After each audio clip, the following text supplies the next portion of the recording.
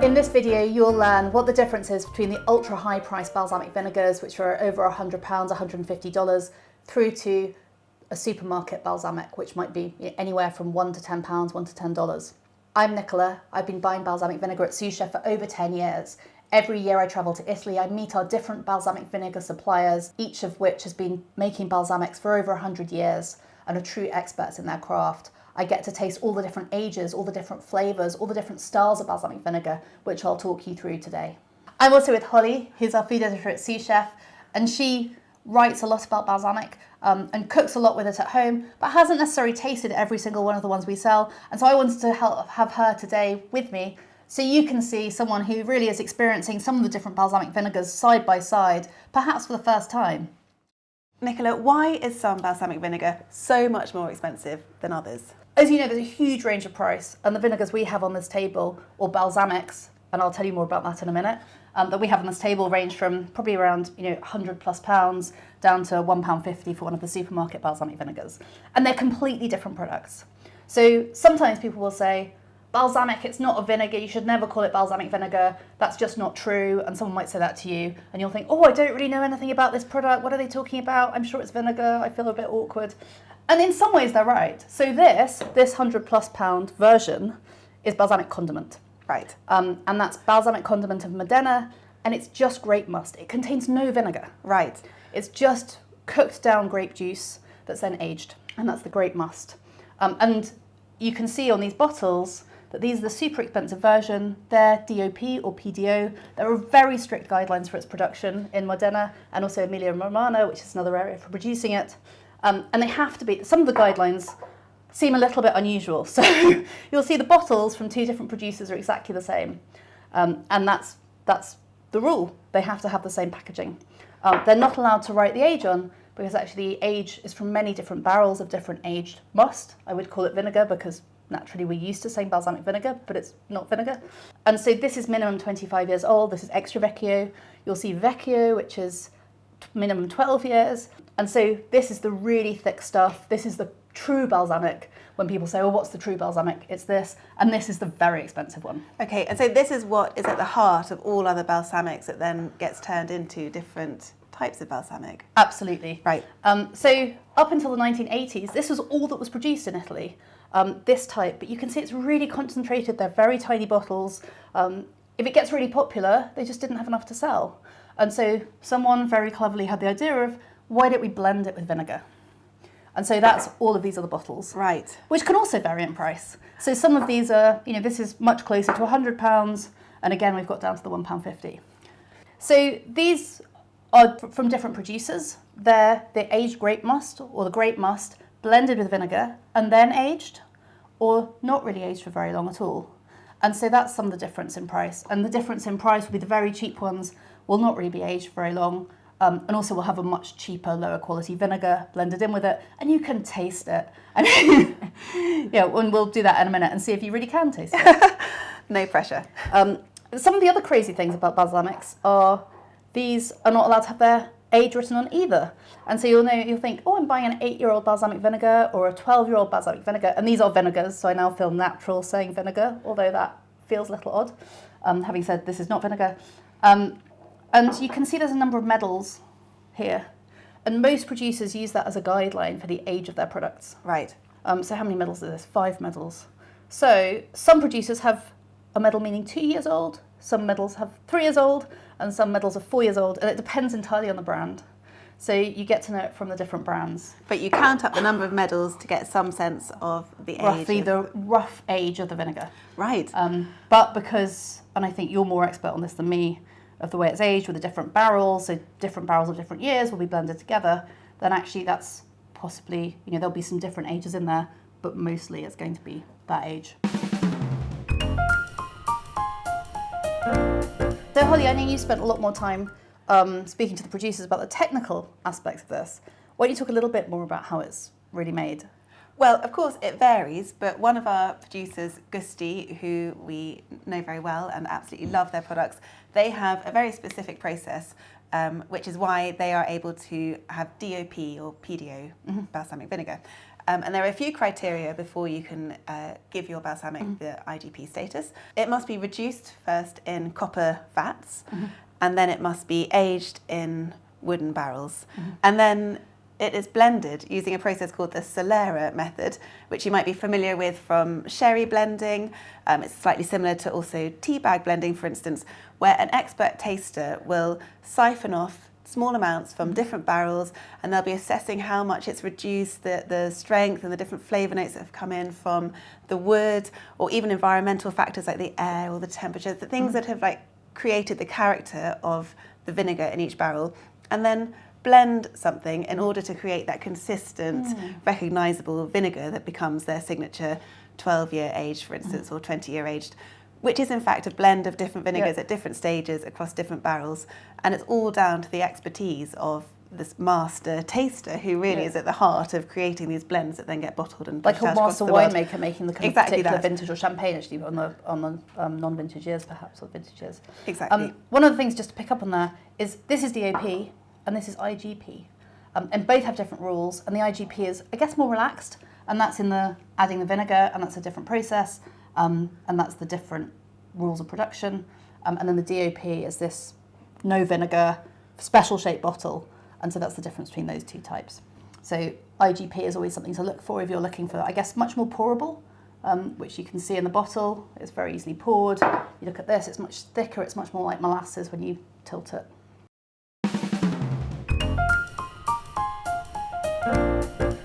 There's more than one type of balsamic vinegar, isn't there? Yes, there definitely is. So as I've talked about the two, this is DOP, this is the IGP. So DOP is just the grape must, aged grape must, balsamic condiment of Modena. This is the balsamic vinegar of Modena, and that's the IGP, and that's when you've blended the grape must together with the vinegar and then aged it. And then we've also got white balsamic vinegar, and funnily enough, in Italy that isn't really called, you can see it doesn't say vinegar on at all. It's not really balsamic vinegar, it can't have the IGP status, but it's made by the similar producers who really value that sweet sour flavour, agrodolce, and so they often call it white balsamic dressing or white balsamic condiment as well, and that's made with just a sweet grape juice blended together with vinegar. And so the good white balsamic house or good balsamic vinegar houses all have a white balsamic, we'll call it white balsamic vinegar just because that's what we're used to. And it's just a very light, fresh, sweet and sour dressing. It's very popular, particularly in Asia, where you're dressing salads and you don't necessarily want that darker colour, and also because it goes so beautifully with fish. Gorgeous. So that's type 3. And then we have as well, which I think everyone might be very familiar with from plating of food, often in pubs in the UK, and also, I guess, more classic Italian restaurants. And that's the balsamic glaze. And that's just kind of grape must, really, maybe sometimes with vinegar added. Not usually aged because it's not actually usually that expensive.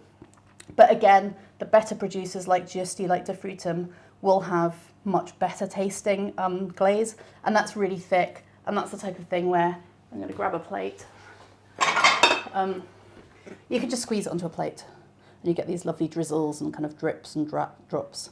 So it kind of, it's almost got the same texture as this very expensive, must, But it's completely different. And interestingly, when I've done tastings, people often ask me whether these thicker, beautiful, glossy balsamics have been mixed with sugar and made into a syrupy glaze, but not at all. These are just simply aged, and it's the evaporation process that makes them syrupy and thick, whereas, of course, the glaze is... Yeah, and they have a little bit of colour, they sometimes have a little bit of thickener, and so it's just a different product, and these are usually, I don't know, under £20 certainly, definitely under 10 for some of them, and probably the kind of better tasting ones, maybe a little bit more expensive. Yeah. So those are the 4 types. Balsamic condiment of Modena, which is the PDO or DOP, IGP balsamic vinegar, white balsamic condiment or balsamic vinegar if you're in the UK, and the balsamic glaze.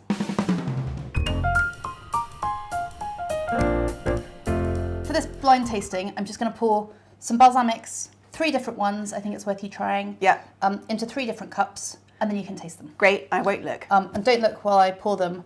And for the tasting, usually I would use a metal spoon, but I think you can definitely tell, and it definitely distracts from the taste for some reason, and I don't know why, because you wouldn't imagine stainless steel would react with the vinegar, but you can always slightly notice that you're eating on something metallic, and so ceramic is much easier for tasting. More neutral. More neutral Great. somehow. Okay, right, I will step away while you prepare.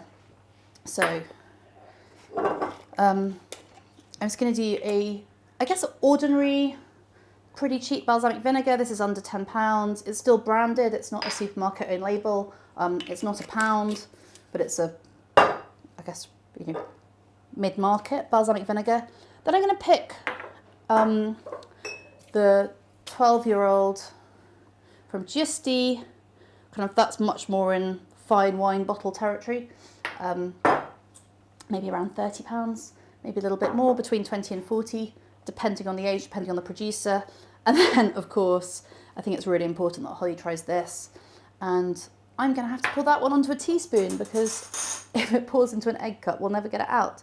But you'll see this pouring. And that's very drizzly. So, I'm going to see how she goes with the tasting. And I'll rest that just there. It might drip. So Holly, come back. Right, okay. What have you prepared for me? And I've got 3 different ones for you. And I think their thickness might give you a bit of a hint, but also give the flavour a go. It's true. So obviously I'm noticing this is thinner. Yeah. And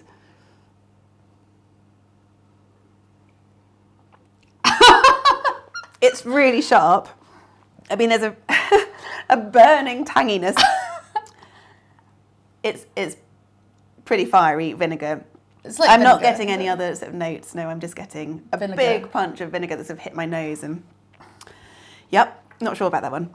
Okay. Next. Or rather, I am sure. I think that's probably on the cheaper end.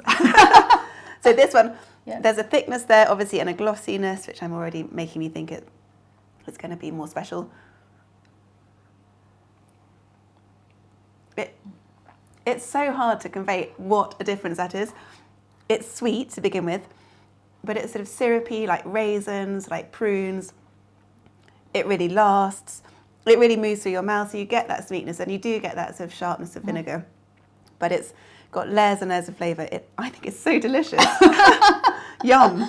Okay, and then finally, let's give this one. Okay. Try again. Wow. I mean, it's like prunes. It's like sherry. It's completely delicious. I just want to keep drinking it. It's absolutely divine.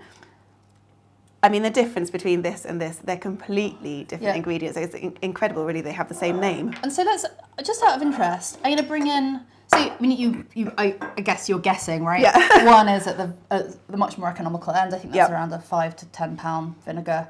Not super cheap, actually, but it's still, you get that just strong vinegar. It just strips and not everything even out. Great vinegar, just kind of vinegar, right? Yeah, fine, but maybe not slightly special. darker aesthetically, but actually in flavour, not so much.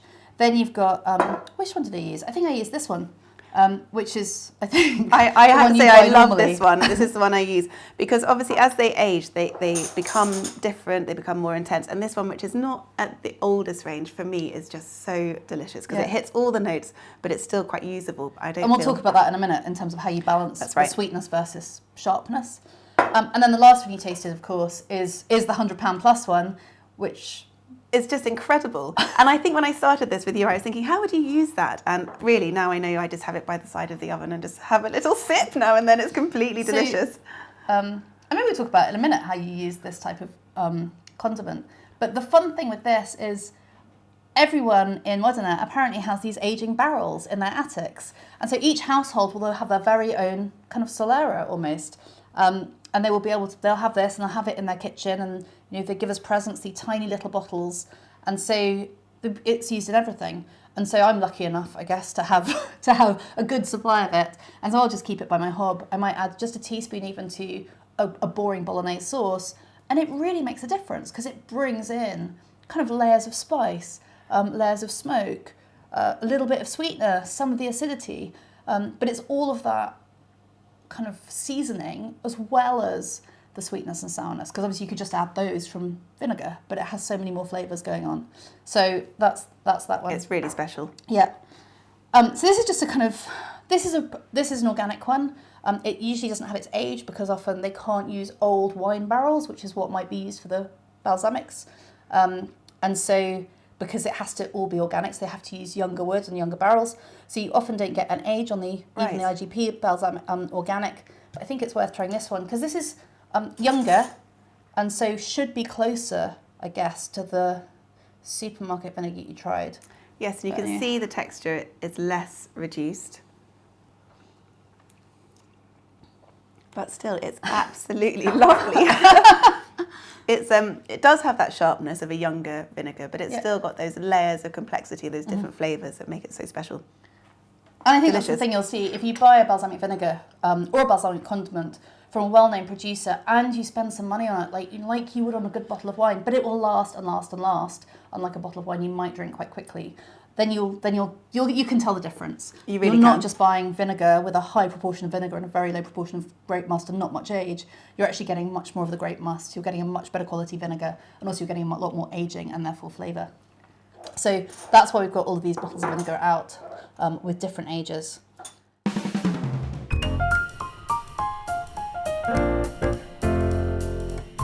So how else can you use balsamic vinegar other than just salad dressings to really make the most of these amazing flavours?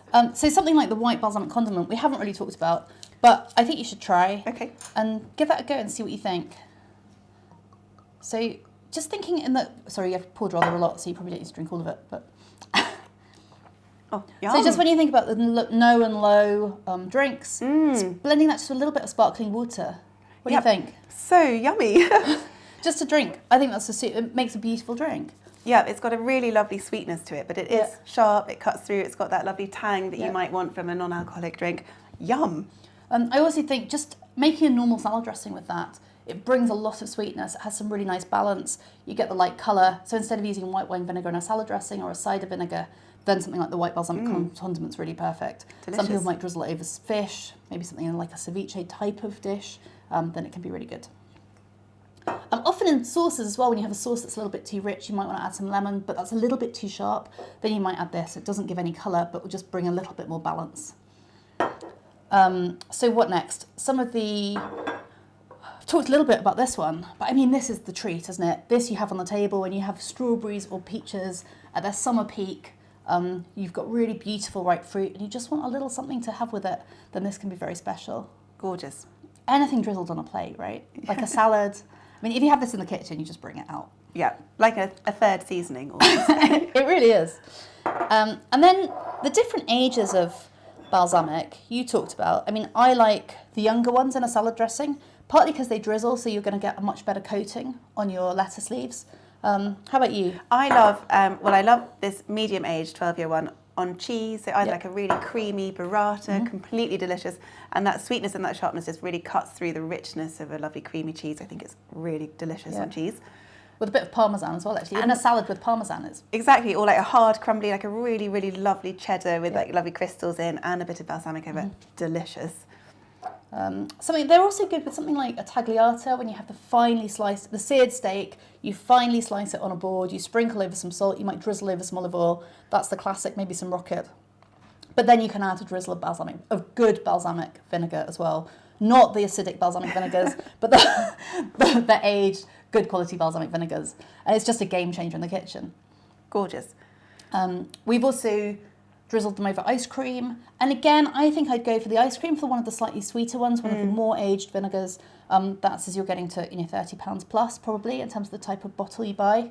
And then that can season any fruit sauce. When you think, oh, I just want a bit of sharpness. Oh, I want a bit more sweetness. Oh, maybe it could have a little bit of spice. Just a bit of balsamic vinegar sorts it out. Gorgeous. And I also think they're fantastic mixed with really lovely cold fizzy water as a drink. Even these ones as well. Absolutely. So it almost looks like Coca-Cola, I guess. Right? It's really, really good. And of course, you've been making some delicious balsamic onions while we've been talking. Yeah. So should we bring those out and see? Let's do it. So these haven't been roasting for too long, just 20 minutes or so. Yum. Do you want to try one? So you can see you get a slight stickiness, don't you? Just with the balsamic on it for a few minutes. Just a really nice kind of added flavour. In a gravy as well. That'd be really good, the balsamic vinegar. It's just so good with sweet things, isn't it? That sweet sharpness is just really, really good. Let us know how you like to use balsamic vinegar in the comments down below.